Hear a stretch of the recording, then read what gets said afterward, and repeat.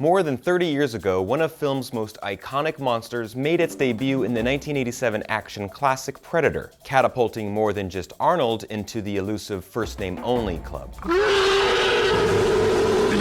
Sure, Dutch may have won that first fight, but the Predator survived more than 3 decades of pop culture relevance, headlining a pair of sequels, 2 crossover films with the Alien franchise, as well as countless novels, comic books, and video games. Predator wins. Fatality. This September, the Predator returns to theaters for another big game hunt, this time directed by none other than Hawkins from the original film. Turns out Shane Black has some serious skills behind the camera. Before we dive into the history of the Predator, make sure you're subscribed to GameSpot Universe for all your comic book deep dives, TV show breakdowns, and movie reviews. In its native tongue, Yautja, the predatory aliens we refer to as the Predator, are an extraterrestrial species from the planet Yautja Prime. They're known for their advanced technology, exceptional hunting skills, and penchant for skinning humans and turning their skulls into trophies. Oh, and they also love to dance.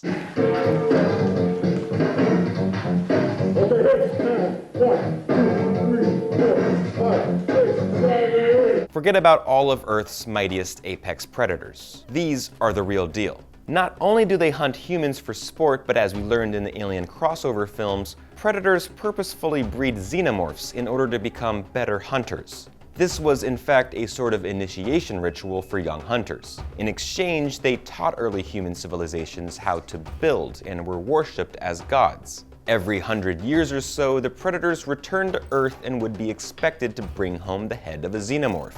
If they succeeded, they would earn the mark of their clan. But if they failed, the predators died honorably and made sure nothing else survived.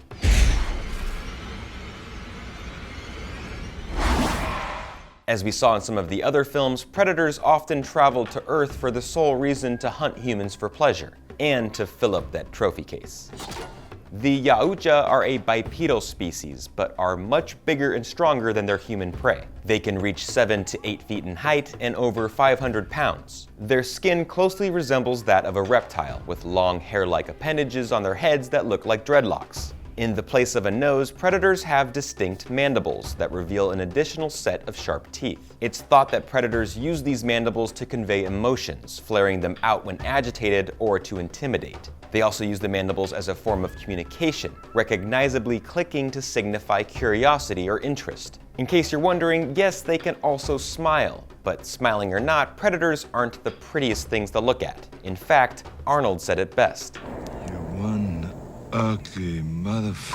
So who's responsible for the Predator's iconic design? None other than special effects legend Stan Winston, who fittingly also designed the xenomorphs. Originally, the iconic Predator looked much different. It was an extremely clumsy-looking alien with gangly limbs and large yellow eyes. And believe it or not, underneath the costume was none other than Jean-Claude Van Damme. So it was like an oversized kickboxing ant alien. Now, normally I would encourage all things Van Damme, especially when he's facing off against another one of my childhood idols. But believe me, thank God they ditched Van Damme and this design. Thank God. In fact, the design became such a big deal that they had to stop filming. That's when Predator director John McTiernan consulted with Winston at Arnold's recommendation. So Winston worked his usual movie monster magic and voila, the Predator was born. Legend has it that Winston was sketching ideas for the creature while on a plane ride with director and friend James Cameron, and that Cameron suggested he create something with mandibles. When the big man was killed, you must have wanted it. Its blood was on the leaves. If it bleeds, we can kill it. Yes, it's true, predators do bleed, but not like you and I. Instead, their blood is a luminescent green. It's also known to possess life-giving properties for humans and conveniently neutralize the acidity of a xenomorph's blood, at least partially. As for how it was made, the filmmakers mixed together KY jelly and the liquid you find inside of glow sticks. You know, the ones you played with as a kid. And if you know anything about glow sticks, they lose their glow pretty quickly, so new batches had to be mixed constantly in between takes. Another instantly recognizable characteristic, the thermal heat vision. Predators mainly see the infrared spectrum and can detect differences in heat amongst their surroundings. The helmet or biomask allows for greater variety of these spectrums.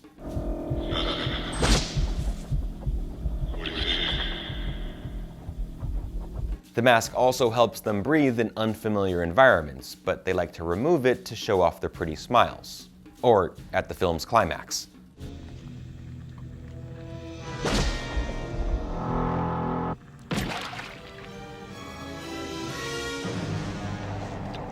Predators have their own spoken and written language, sort of like ancient hieroglyphics, but they also have shown the capacity to communicate in English, although they might be straight up mimicking or mocking their human prey.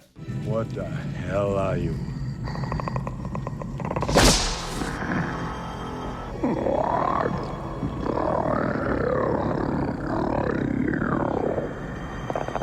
It turns out they also have a really good memory and sense of humor.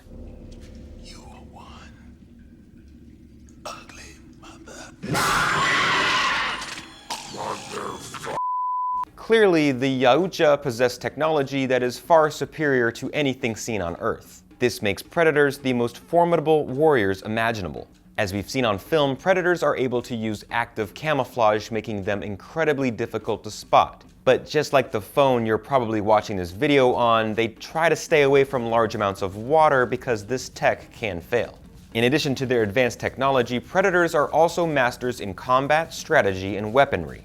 Some weapons they have in their arsenal are the shoulder-mounted plasma caster, burners, daggers, staffs and spears, smart discs, whips, nets, and of course the melee weapon of choice, a wrist blade. They also have an affinity for mines and bombs, and like I mentioned before, a self-destruct explosive that will wipe out any and all remaining life. All that said, predators aren't mindless alien assassins. They actually follow a very strict code of honor.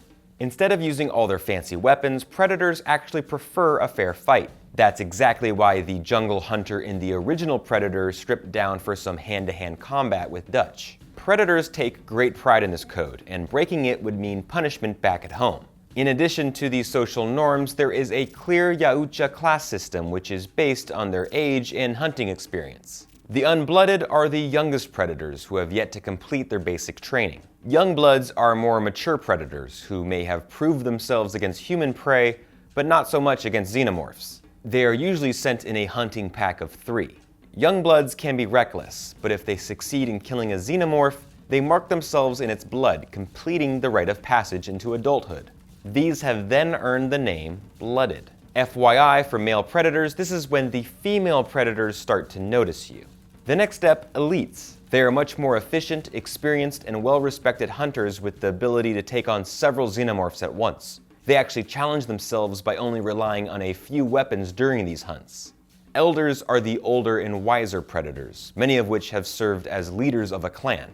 Those that create the laws are called the ancients, the oldest class in society. Now, those that break the rule of law are called bad bloods. They are a disgrace to Yautja society and basically rogue predators. Enforcers are sent by the ancients to eliminate these type of threats. They're kind of like a police force of sorts. Now in the films, we've seen a few variations of these. Predator and Predator 2 featured a jungle and city hunter, respectively. In Predators, we learned that there was a blood feud between your basic predators and super predators. In Alien vs. Predator, we were introduced to the PREDALIEN, the result of a facehugger latching on to a predator. The hybrid was as ferocious as you'd expect, and only destroyed by the nuke that wiped out the entire city. In the upcoming The Predator, we hear mention of an ultimate predator. I think you know what is on the ship.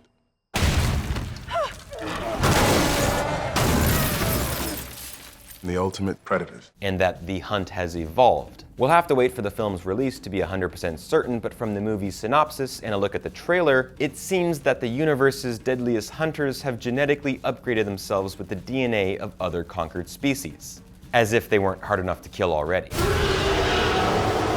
As far as big screen adaptations go, the upcoming film will be The Predator's 6th appearance in theaters. It all began in 1987 with Predator. The original checked off all the boxes for a classic 80s action film. Big guns, really, really big guns, big-time explosions, lots of testosterone, greased-up muscles, a whole lot of one-liners. Yeah.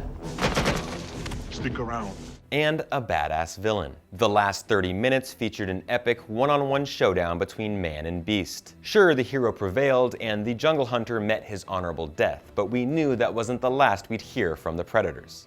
A few years later, the sequel, Predator 2. That's right, the Predator returned to Earth. Well, a different Predator since the other one blew himself up. This time around, the hunting grounds are Los Angeles, where a city hunter finds handfuls of humans to slaughter during a citywide gang war. He's in town with a few days to kill. Seriously, that's the tagline on the movie poster. With an underrated cast that included Danny Glover, Bill Paxton, and Gary Busey, it was a lot of fun, but not as much as the original. Guess who's back?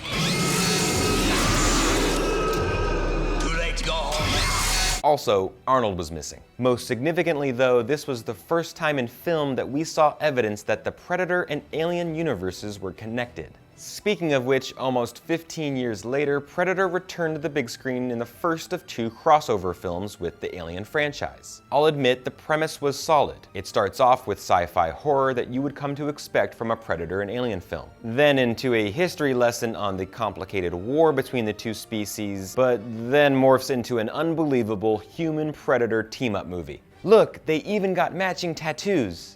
I'm sorry, rule number 1, humans and predators cannot be friends. And by the end of it, a very cute baby PREDALIEN is born. Sure, okay. If you thought that was bad, well, watch the sequel. Actually, don't watch it, I will save you the time.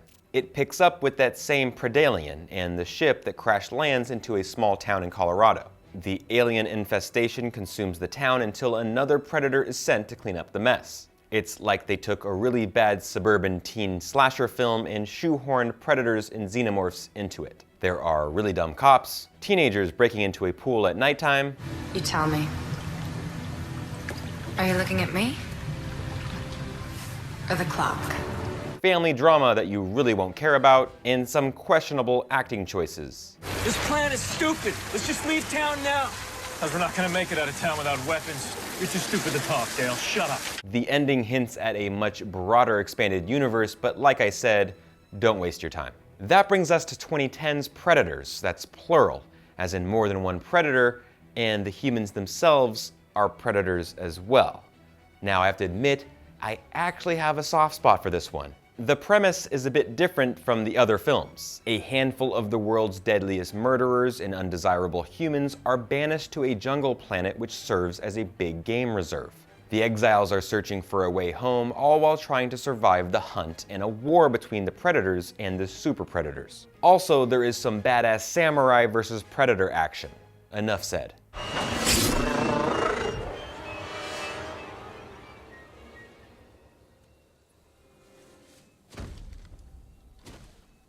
And that brings us to The Predator, which hits theaters on September 14th. Let me know in the comments below what your favorite Predator film is and any predictions you might have for the upcoming movie. Make sure you're subscribed because we'll definitely be reviewing the film once it hits theaters. We'll see you next time, and thank you for watching.